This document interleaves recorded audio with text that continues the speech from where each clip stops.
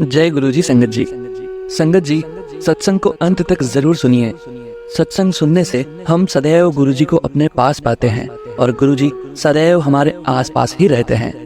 गुरु जी सत्संग के इस चैनल को सब्सक्राइब जरूर कर लीजिए। गुरु जी के पावन मंत्र को दोहराने के साथ शुरू करेंगे आज का सत्संग। ओम नमः शिवाय, शिव जी सदा सहाय। ओम नमः शिवाय, गुरु जी सदा सहाय। मैं प्रभु के चरण कमलों में नतमस्तक होती हूँ कि वह अपनी कृपा मुझ पर करें कि उनके प्रदान किए हुए कुछ दिव्य आशीर्वाद मैं सबके साथ बांट सकूं।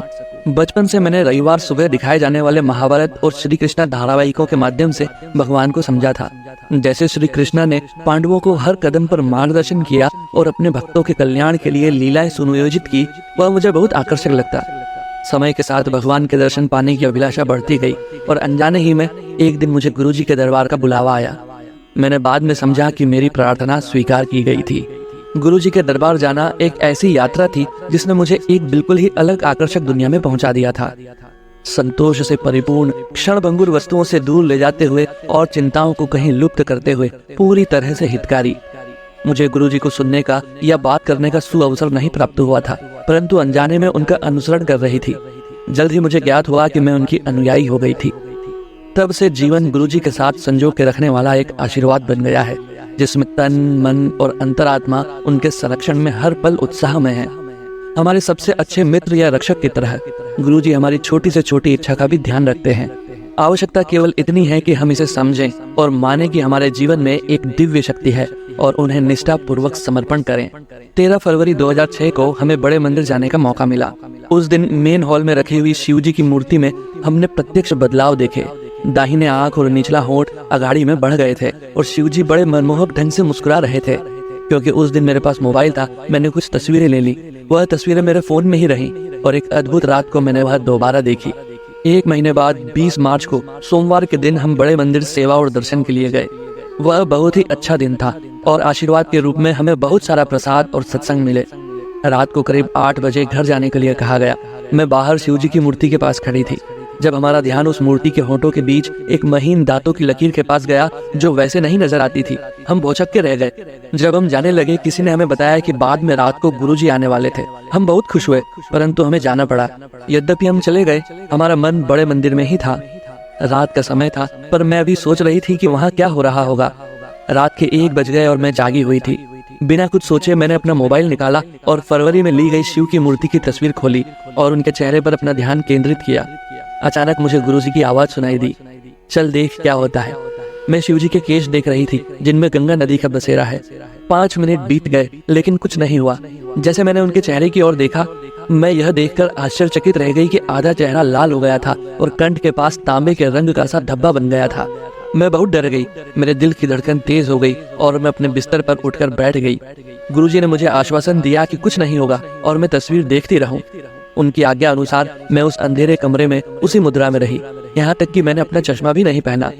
फिर मैंने देखा कि शिव जी की तस्वीर में रंग प्रदर्शित हो रहे थे। दाहिने और गाल गुलाबी हो गए थे और भौहें हरी और गुलाबी हो गई थी। शिव जी के कंठ के आसपास सर्प पर एक नीली रेखा आंखों से प्रतीत हो रही थी। धीरे धीरे ऐसा लग रहा था मानो रंग सारी मूर्ति पर छिड़क गए हों, जैसे कि होली मना रहे हों। मैंने उस समय गुरु जी की अपरिमित कंपन प्राप्त की। 3 बजे तक मुझे उनके दर्शन प्राप्त होते रहे और यद्यपि मैं अपना मोबाइल 2 घंटे लगातार देखती रही, फिर भी मुझे आंखों में कोई थकान महसूस नहीं हुई। बाद में जब मैंने मोबाइल में गुरुजी की तस्वीर देखी तो पृष्ठभूमि में भी गुलाबी रंग का गुलाल देखकर मुझे बहुत हैरानी हुई। सुबह को मैंने जाकर अपने परिवार के सारे सदस्यों को वह तस्वीर दिखाई।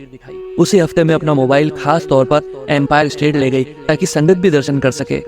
परंतु जैसे गुरुजी की इच्छा हुई, केवल 3 लोग ही दर्शन कर पाए और मेरे मोबाइल में कुछ गड़बड़ हो गई और सब कुछ मिट गया।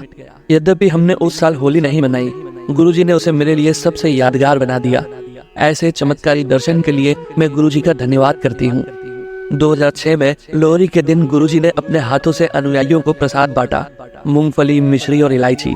कुछ प्रसाद का हमने वहीं आनंद उठाया और कुछ हम घर ले गए। कुछ प्रसाद मैंने अपने दूसरे साल की फाइनल परीक्षाओं के लिए रख दिया, पर फिर भी मैंने वो खा ही लिया। मेरी परीक्षा का पहला दिन था और मैं सुबह गुरुजी से प्रार्थना कर रही थी कि अचानक मुझे उनकी आवाज सुनाई दी, यह कहते हुए, जा प्रसाद ले ले। विस्मित लेकिन खुशी खुशी मैंने एक छोटी थैली निकाली जिसमें गुरुजी द्वारा पहले दी गई मूंगफलियों के छिलके थे। यह सोचकर कि उनमें शायद अभी कुछ होगा, पर वह खाली थी। लेकिन गुरुजी का निर्देश तो मानना ही था। मैंने मूंगफली के छिलके का छोटा सा टुकड़ा लिया और खा लिया। बाद में जब मैं नीचे गई तो अचानक मेरे पिताजी ने पूछा, क्या तुमने प्रसाद ले लिया? मैंने जवाब दिया, वह तो मैं पहले ही खा चुकी थी। वह अपने कमरे में गए और कुछ लेकर आए जो उन्होंने पहले से बचा कर रखा था। मैं आश्चर्यचकित थी। यह वही प्रसाद था जिसके बारे में गुरुजी ने कहा था। मैं अपनी सारी परीक्षाओं के दौरान वह प्रसाद खाती और उनके आशीर्वाद से मैं अपने कॉलेज में प्रथम स्थान पर आई। सचमुच गुरुजी के कहे गए शब्द हम अपनी बुद्धि से समझ और उनका विश्लेषण नहीं कर सकते। एक बार मैं नोएडा के पास के एक मॉल गई। उस दिन बहुत तेज बारिश हो रही थी। काम खत्म करके मैं गाड़ी में चली। बाहर निकलकर मैंने दोनों ओर देखा और सुनिश्चित किया कि कोई गाड़ी नहीं आ रही थी। जैसे ही मैं दाईं ओर मुड़ने लगी, मेरी गाड़ी एक जोर के झटके के साथ रुक गई। ऐसा तभी हो सकता था जब किसी ने जोर से ब्रेक दबाई हो, लेकिन मेरा पैर ब्रेक पर नहीं था। हक्की बक्की हो मैंने यहाँ वहाँ देखा तो पाया कि दाईं ओर से एक सफेद गाड़ी निकल गई। 5 मिनट तक मैं वहीं भौचक्की हुई, उसी हालत में स्तंभित बैठी रही। अगर गुरुजी ने मेरी गाड़ी नहीं रोकी होती, वह गाड़ी बुरी तरह से मेरी गाड़ी को टक्कर मारती। उस दिन मुझे बचाने के लिए मैं गुरुजी का धन्यवाद करती हूँ। ग्रेजुएशन के तीसरे साल में मुझे अपने करियर के बारे में निर्णय लेना था। यद्यपि मुझे इकोनॉमिक्स पढ़ना पसंद था, नृत्य में हमेशा से मेरी रुचि रही है और मैं नृत्य में अपना करियर बनाने का सोच रही थी। 2007 में एक रात मुझे गुरुजी के दर्शन हुए, जिसमें मैंने उनसे पूछा, गुरुजी क्या मुझे नृत्य में अपना करियर बनाना चाहिए या इकोनॉमिक्स में एमए करना चाहिए? गुरुजी ने जवाब दिया, एमए कर ले। उस साल मैंने एमए के लिए बहुत प्रवेश परीक्षाएं दी, किंतु कहीं भी दाखिला लेने में सफल नहीं हुई। क्योंकि गुरुजी का निर्देश मानना था, मैंने एक साल कुछ नहीं करने का सोचा। मैं दूसरी बार कोशिश कर रही थी, पर मुझे लग नहीं रहा था कि मैं कामयाब होऊंगी। एक दिन मैं एम्पायर स्टेट में अपनी आंखें बंद करके बैठी थी, जब मुझे लगा जैसे गुरुजी ने मुझसे कहा, IGIDR बॉम्बे। मैं आश्चर्यचकित रह गई। यह उन कॉलेजों में से एक था जो मेरे ध्यान में थे, पर मैंने इसके बारे में ज्यादा गंभीरता से नहीं सोचा था। उसके बाद लगभग हर रात को मैं देखती कि गुरुजी मुझे बॉम्बे के दौरे पर ले जा रहे हैं, मरीन ड्राइव से समुद्र तट पर चौपाटी तक और वहां से लेकर बांद्रा की मार्केट तक। मैंने उस कॉलेज के बारे में खोज की और उसमें दाखिला लेने के लिए मेरी रुचि बढ़ गई। जब मुझे प्रवेश परीक्षा के लिए प्रवेश पत्र मिला तो मैं देखकर आश्चर्यचकित हो गई कि मेरा रोल नंबर 13 था। यह नंबर मेरे लिए बहुत शुभ है।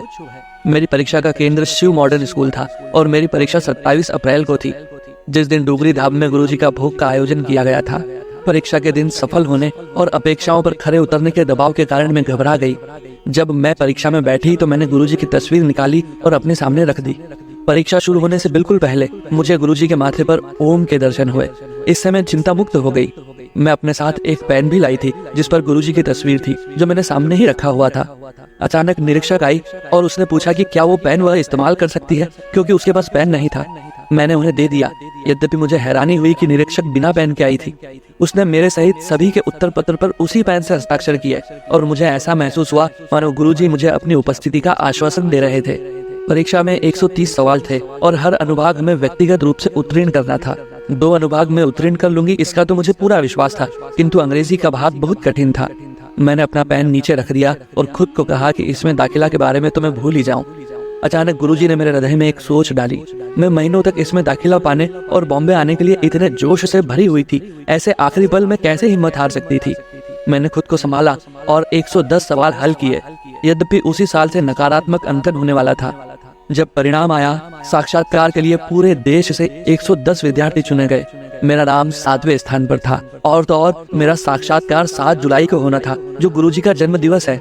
गुरुजी के आशीर्वाद से मेरा साक्षात्कार जो ले रहे थे वह विनम्र थे और मैं हर सवाल का सही जवाब दे सकी।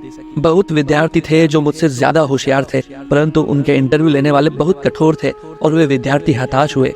गुरुजी के आशीर्वाद से मेरा नाम 20 विद्यार्थियों की सूची में से एक था। दाखिला मिलने से पहले ही मुझे दर्शन हुए थे, जिसमें मैंने अपने आप को एम्पायर स्टेट में गुरुजी का ग्रंथ पढ़ते हुए देखा। उसमें एक लड़की का सत्संग था जिसमें वर्णन था कि कैसे गुरुजी ने उसे बॉम्बे में एक पोस्ट ग्रेजुएट कार्य प्रणाली में दाखिला दिलाया और जो 2 साल वह वहाँ थी उसका ख्याल रखा। अब मुझे समझ आता है कि गुरुजी ने मुझे मेरा ही सत्संग सालों पहले पढ़वाया था और आज मैं यह दोहराती हूँ। जब मैं बॉम्बे में अपने घर से दूर थी तो गुरुजी ने मेरा बहुत ख्याल रखा। यद्यपि मेरी बहुत परीक्षाएं ली गई, मुझसे बहुत गलतियां हुई, मुझे बहुत कुछ सीखने का मौका मिला और वह सीख हमेशा मेरे साथ रहेगी। इस दिव्य अनुभव के लिए धन्यवाद गुरुजी।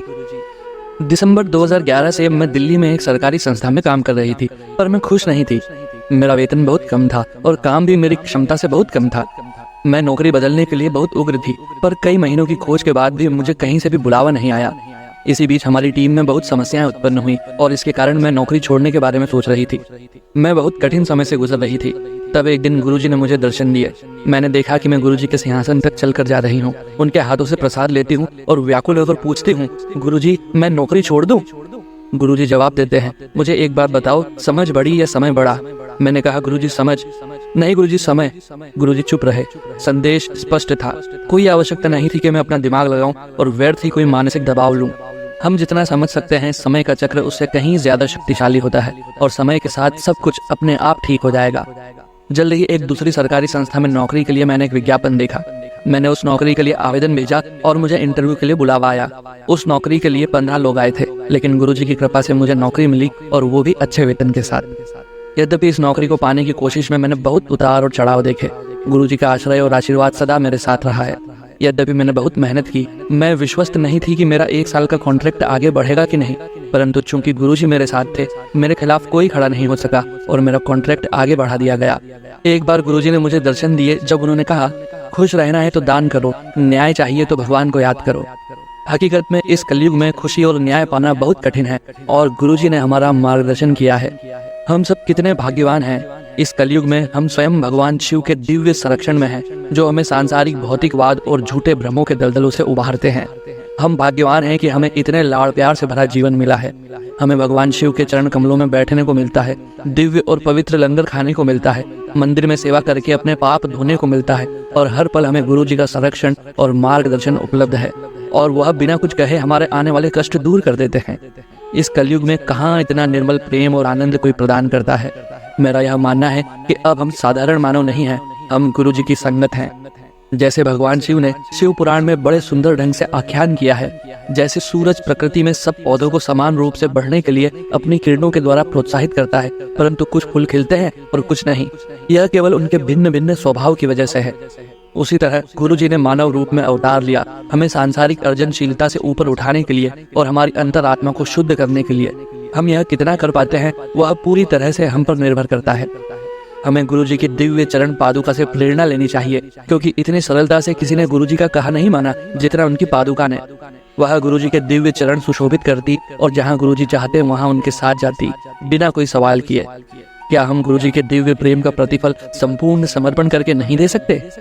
सबसे महत्वपूर्ण सीख जो मुझे मिली है, सब कुछ झूठ है, गुरु जी ही परम सत्य हैं।